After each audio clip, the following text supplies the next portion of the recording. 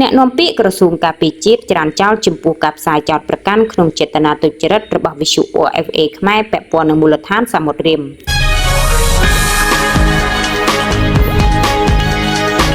ឯកឧត្តមនាយឧត្តមសេនីយ៍ឈុំសុជាតិរដ្ឋលេខាធិការនិងជាអ្នកនាំពាក្យក្រសួងការពារជាតិបានប្រកាសច្រានចោលទាំងស្រុងចំពោះការចោតប្រកាន់យ៉ាងគគ្លើន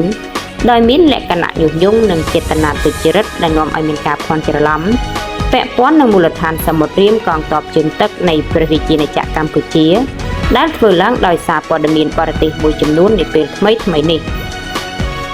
គួររំលឹកថាកាលពីពេលថ្មីនេះក្រោមចំណងជើងស្ថាប័នស្រាវជ្រាវអាមេរិកសង្ស័យថាចិនពង្រីកវត្តមានយោធាបន្ទាប់ពីមានសិទ្ធិផ្ដាច់មុខប្រើប្រាស់មូលដ្ឋានទ័ពរៀម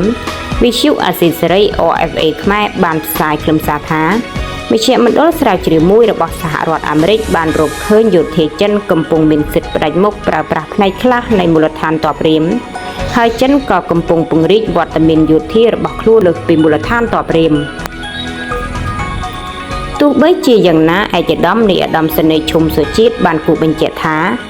រាជរដ្ឋាភិបាលនិងក្រសួងការពារជាតិកម្ពុជាបានប្រកាសជាញឹកញាប់រួចមកហើយថា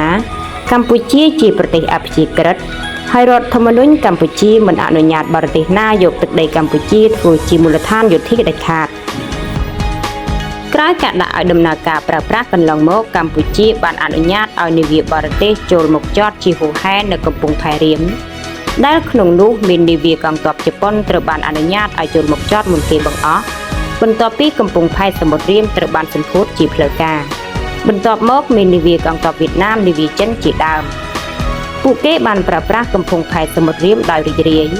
ដែលនេះជាភស្តុតាងជាក់ស្ដែងគ្រប់គ្រាន់អាចបញ្ជាក់ពីការគ្រប់គ្រងប្រើប្រាស់កំពង់ផែសមុទ្ររៀមរបស់កម្ពុជាឯកឧត្តមនាយឧត្តមសេនីយ៍បានបន្តថាក្នុងឱកាសសម្ពោធដាក់ឲ្យដំណើរការជាផ្លូវការនៅមជ្ឈមណ្ឌលភស្តុតាងនិងវឹកវើរួមគ្នាកម្ពុជាចិនផែរៀមកាលពីថ្ងៃទី5ខែមេសាឆ្នាំ2025សម្ដេចមហាបវរធិបតីហ៊ុនម៉ាណែតនាយករដ្ឋមន្ត្រីនៃព្រះរាជាណាចក្រកម្ពុជាក៏បានប្រកាសស្វាគមន៍ផងដែរនៅបណ្ដាកងទ័ពប្រទេសជាមិត្តទាំងអស់